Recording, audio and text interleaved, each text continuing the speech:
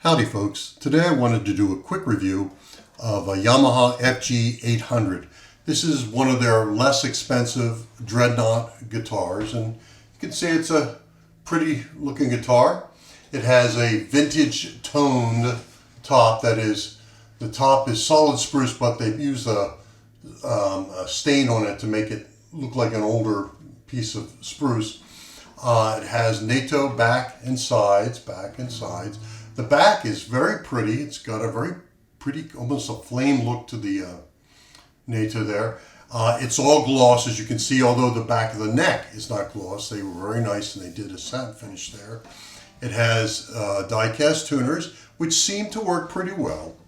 It comes with a plastic saddle, like a hard plastic saddle and a hard plastic nut. I'm not a big fan of that, but at the price point, this is under $250. It's, I guess, around $225-ish.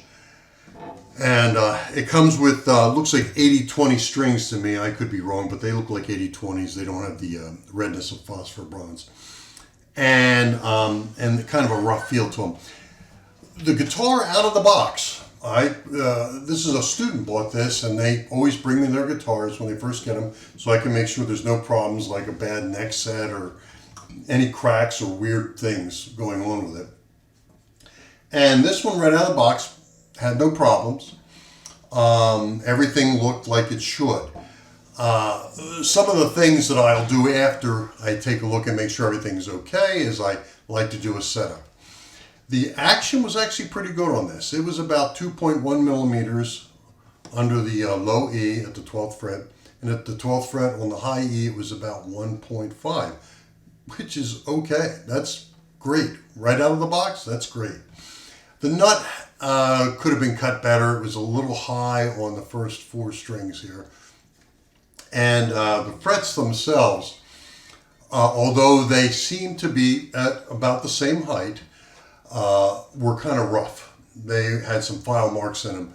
So what did I do? Well, I did all the above. I first checked the truss rod, set it for, it was had a little more relief than it should. I set it for 0.004 inches. And then I went and cut the saddle so I could get it at about 1.8 to 125 at the 12th fret. I polished all the frets so that they're nice and smooth now, glassy smooth. And finally I cut the nut so that it plays in tune and also plays easily in first position and all the way up the neck. And this is what it sounds like.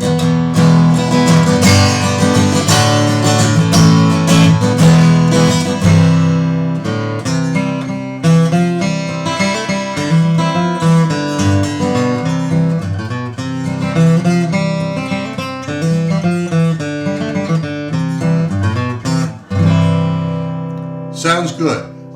It finger picks easily.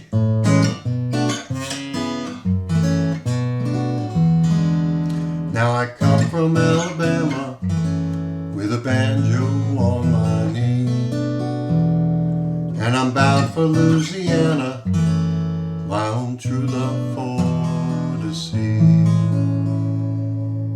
Sounds nice, right? It plays in tune. I'm going to play an E chord on the first position. I'm going to play the same chord above the 12th fret with open strings.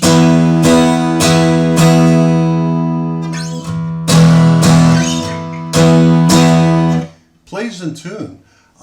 So it's doing well. The saddle down here is a compensated saddle. It comes with a compensated saddle, compensated for obviously the B string especially.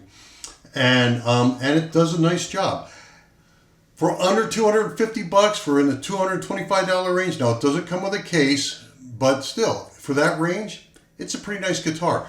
I always set up, like I said, for my students for free. I just do the setup for them, because if you're going to get a guitar, it better be playing well for you. And if you have a new guitar and you haven't had it set up, really have it set up. It'll make a big difference. This came out of the box. It wasn't horrible, but it wasn't great either. Now it plays great. It sounds good. It feels good. So It'll do even better with, I think, with another set of strings. I don't know what strings they put on here, but like I said, they look like 80-20 something, probably some sort of light or extra light gauge. But a different set of strings would make a big difference in how this sounds and plays. And it already plays really nice. So anyway, I give this guitar a thumbs up. For that price range, it's not bad. It doesn't come with a case, like I said, but for a big old dreadnought sized guitar with a pretty good sized voice, it's not a bad instrument. It has bright highs, it has nice fat lows, good sound, solid top. So anyway, if you decide to get one, a Yamaha FG800, not a bad deal. Good luck.